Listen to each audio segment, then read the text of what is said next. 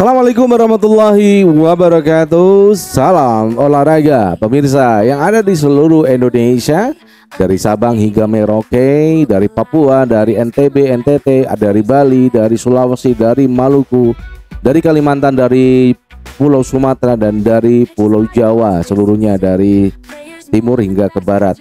Berjumpa kembali dengan saya Celucustan yang akan selalu memberikan informasi tentang sepak bola Indonesia, baik itu liga yang akan bergulir ataupun juga pemain-pemain kita yang sudah menetapkan transfer kemana dia akan bermain pada musim ini, dan tentu saja dalam kilas balik sepak bola Indonesia pada hari ini. Saya akan menyapa semuanya yang ada di mana saja yang selalu mendukung channel ini untuk berkembang, dan jangan lupa berikan like, subscribe, dan komentar agar komentar yang kita berikan itu bisa menjadi masukan kepada PSSI, bisa menjadi kritikan kepada PSSI agar selalu on the track menuju membawa timnas Indonesia menuju 100 besar bahkan hingga 50 besar. Baik, rekan-rekan semua yang ada di seluruh Indonesia, kita akan mengawali perjumpaan yang cukup indah ini dengan sebuah tema yang menarik. Pada tanggal 18 Agustus Liga Super Indonesia akan segera dimulai, dan sudah ada 18 klub yang akan ikut dalam ajang yang cukup bergengsi di Liga Super Indonesia. Jadi kemarin kita ada Liga BRI Indonesia saat ini ya, dengan kehadiran dari Jepang League sebagai General Manager yang telah bekerja di Japanese League itu selama 16 tahun, sekarang menjadi GM kita, dan dia akan mengkolaborasikan pemain-pemain luar negeri ataupun pemain-pemain dalam negeri yang akan bisa bermain dalam satu pertandingan. Dan informasinya adalah dalam satu pertandingan bisa memainkan 7 pemain luar negeri ya. Kemudian sisanya lokal bisa dimainkan juga untuk anak-anak yang berada di bawah 23. Jadi pemain-pemain muda kita diharapkan bisa mendapatkan jam bermain di Liga Super Indonesia. Mengenai Liga Super Indonesia, tentu saja kita nggak asing dengan nama Persebaya. Kemudian ada juga Persib, kemarin telah menjuarai Liga BRI Indonesia. Kemudian ada Persija, kemudian ada juga klub-klub yang akan berjuang tentu saja menyondol ya, bagaimana Dewa United ini sudah bertransformasi menjadi cukup baik dengan mendatangkan pemain-pemain yang berkualitas, karena siapa ini, bukan Bali United tapi Dewa United dan juga Persib ini akan berkompetisi di ajang Asia. Jadi pemain-pemain yang direkrut tentu saja bisa mewakili Indonesia dalam ajang Asia. Dan bagaimana transformasi yang sudah dilakukan Persib kemarin, juga sudah melakukan uji coba dengan klub dari Australia, mereka menang 1-0 ya, dan juga Dewa United yang juga sering melakukan uji coba. Apakah dengan uji coba itu sudah memantapkan dari skema yang akan dimainkan oleh pelatih mereka masing-masing, baik itu yang ada di Dewa United ataukah Persib ataukah Persija Jakarta, Persebaya, dan lain sebagainya. Tentu saja ya, mengerucutnya adalah bagaimana apakah Patrick Kluivert itu mampu ya melihat pemain-pemain lokal kita yang nanti bermain di Liga Super Indonesia. Contoh saja ya, ada Egy Maulana Fikri, kemudian Rafael Struik yang sudah bergabung bersama Dewa United, Kambuaya, Ricky Kambuaya. Ini adalah pemain-pemain lokal yang tentu saja saya lepaskan itu Rafael Struik ya, ada 2, Egy Maulana dan juga Ricky Kambuaya. Apakah mereka masih masuk dalam zona skema yang akan dimainkan oleh Patrick Kluivert pada saat nanti di FIFA Matchday bulan September dan juga kualifikasi Piala Dunia 2025 ini di Arab Saudi, zona Asia ya.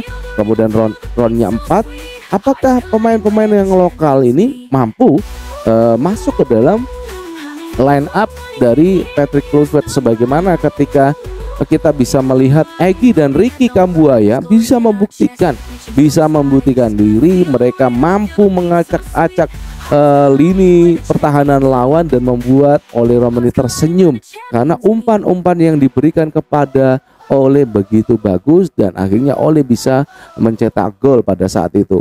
Ini apakah menjadi pertanda apakah lokal dan juga naturalisasi ini mana yang lebih unggul ya secara penilaian objektif Patrick Kluivert sebagai pelatih timnas Indonesia? Apakah dia akan melihat ini sebagai ternyata Egy Maulana, Ricky Kambuaya pantas untuk dijadikan starter ya, padahal nanti akan ada lagi di sayap kanan itu penambahan naturalisasi ya. Masih ada juga Marcelo Ferdinand, di kiri masih ada Ragnar yang saat ini kena cedera dan kemungkinan ada tambahan juga naturalisasi. Jadi di kiri itu yang agak kurang, saya rasa ya di kiri itu agak kurang, agak lemah.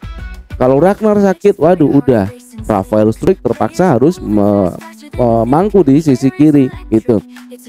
Dan ini ada menjadi suatu PR bagi timnas Indonesia ke depannya ketika pemain nanti yang akan dimasukkan itu benar-benar bisa menempati ruang di mana tempat yang akan dimintai oleh Patrick Kluivert di sektor penyerangan sayap kiri itu kan kita kurang.